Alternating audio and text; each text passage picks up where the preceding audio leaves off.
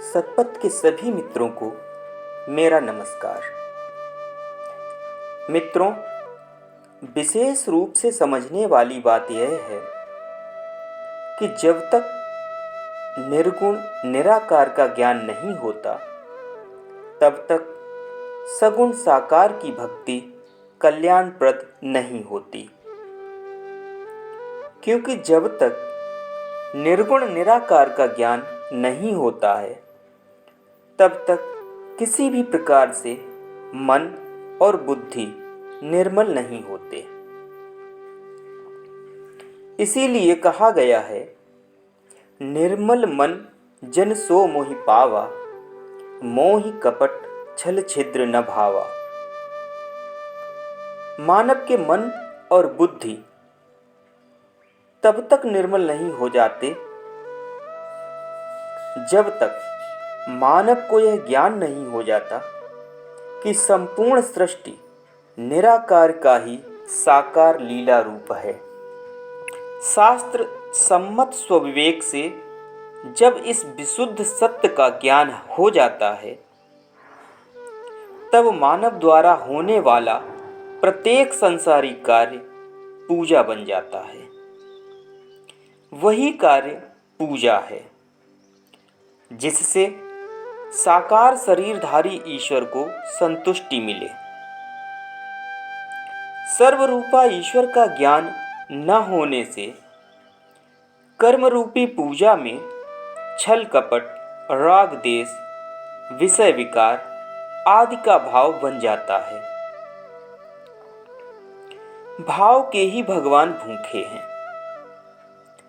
कर्म तो सतोगुणी, रजोगुणी और तमोगुणी प्रकृति के अनुसार युग प्रभाव से प्रभावित होकर नाशवान लीला रूप शरीर से सदैव हर युग में होते रहे हैं और होते रहेंगे।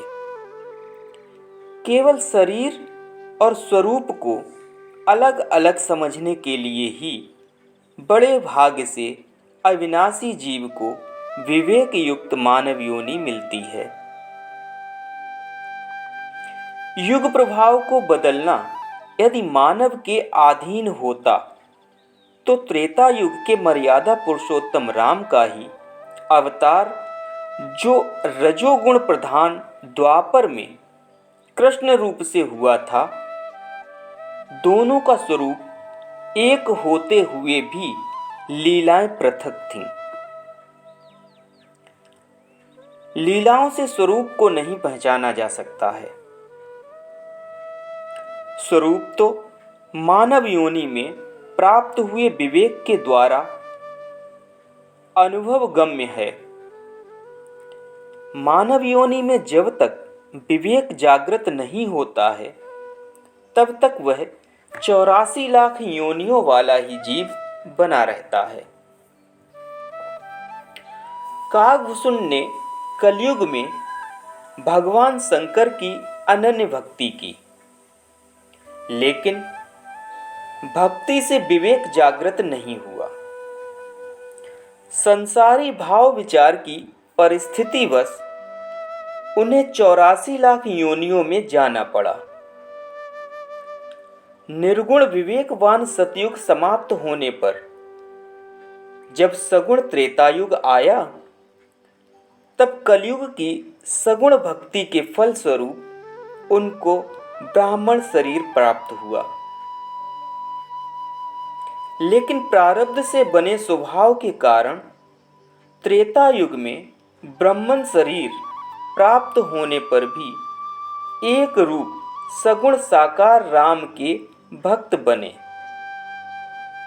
जबकि त्रेता युग में ब्राह्मण नाम वाली उपाधि उन्हीं मानवों को मिली थी जो निर्गुण भाव वाले थे।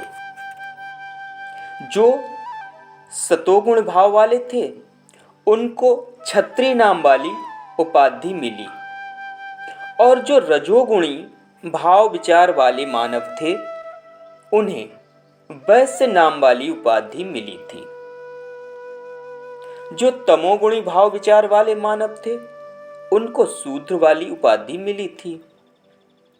कालांतर में इन उपाधियों को जाति नाम से माना गया था। यह चारों गुणों वाले मानवों को एक साथ रहने वाली व्यवस्था बनी थी। किसी से द्वेष न मानने वाले निर्गुण भाव विचार वाले ब्राह्मण को ही इस तमोगुण प्रधान शूद्र कलयुग में भेदभाव फैलाने का दोषी माना जा रहा है। यही तमोगुणी भाव वालों की विशेषता है। इसलिए वर्तमान कलयुग में ब्राह्मणों को विशेष रूप से अपने निर्गुण चेतन अविनाशी स्वरूप को समझना चाहिए। त्रेता युग में जो ब्राह्मण शब्द वाली उपाधि मिली थी, उस शब्द का अर्थ है कि जिसके मन में निर्गुण चेतन ब्रह्म समाहित है, वह ब्रह्म मन है। अर्थात कल्प के प्रथम युग सतयुग वाले सभी मानव निर्गुण भाव विचार वाले थे। युग परिवर्तन के समय वही सब त्रेता युग में आए थे। उन्हीं को ब्रह्मन माना गया था। इससे सिद्ध होता है कि त्रेता युग में सगुण भाव विचार वाले मानवों को ब्राह्मण नहीं माना गया था। सगुण भाव विचार वाले मानव तो त्रेता युग में 84 लाख योनियों से आए हुए कलयुगी जीव थे। कलयुग में जो सगुण शरीरों की लीलाओं को कर्म मानकर भ्रमित रहते हैं तथा साकार भगवान को सत मानकर भक्ति करते हैं, इस भाव विचार वाले भ्रमित मानव सतयुग आने पर 84 लाख योनियों में चले जाते हैं। त्रेता आने पर कुछ भाग्यशाली जीवों को मानव योनि मिलती है। कलयुग में जो मानव सगुण साकार ईश्वर की भक्ति अनन्य भाव से करते हैं, उनका ही त्रेता युग आने पर ब्रह्ममन कुल में जन्म होता है। उन्हीं में एक कागभुसुंडी भी थे, जो त्रेता युग में ब्रह्ममन होते हुए भी सगुण राम के अनन्य भक्त थे। सगुण भक्ति के परिणाम स्वरूप ही उनको कौवा योनि का शरीर प्राप्त हुआ था। धन्यवाद।